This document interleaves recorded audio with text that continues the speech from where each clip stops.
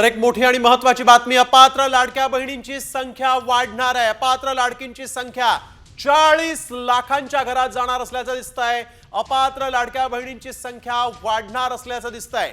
40 लाखांच्या घरात अपात्र लाडक्या बहिणी असू शकतात अशी शक्यता असल्याची माहिती आता समोर आलेली आहे। यावेळेस एक मोठी आणि महत्त्वाची बातमी, अपात्र लाडक्या बहिणींना या योजनेतून बाहेर काढण्याचा एकीकडे आपण बघतोय पडताळणीमध्ये सुरू आहे। तर आता अपात्र लाडक्या बहिणींची संख्या ही 40 लाखांच्या घरात जाणार असल्याची माहिती आता मात्र समोर आलेली आहे। त्यामुळे नेमक्या किती बहिणींना यावेळेस लाडक्या बहिणीचा हप्ता मिळतो हे देखील पाहावं लागणार आहे। अपात्र लाडक्या बहिणींची संख्या जी आहे ती आता वाढणार असल्याचं दिसतंय। आतापर्यंत 9 लाख अपात्र लाडक्या बहिणी होत्या अशी माहिती समोर आलेली असताना आता मात्र अपात्र लाडक्या बहिणींची संख्या जी आहे ती 40 लाखांच्या घरात जाण्याची शक्यता आहे।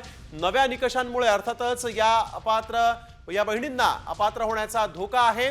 यावेळेस एक महत्त्वाची बातमी आपण बघतोय, ज्यांच्याकडे कार आहे अशा बहिणी देखील अपात्र ठरतायत। त्यामुळे 40 लाख अपात्र बहिणी असू शकतात अशी शक्यता आहे। यावेळेस एक सगळ्यात मोठी आणि महत्त्वाची बातमी आपण बघतोय, लाडकी बहीण योजनेमधून 40 लाख बहिणी ज्या आहेत त्या अपात्र ठरू शकतात अशी माहिती समोर आलेली आहे। नवे निकष आहेत आणि ते निकष लागू झाल्यामुळे या बहिणींना या योजनेतून बाहेर पडावं लागणार असल्याचं दिसतंय।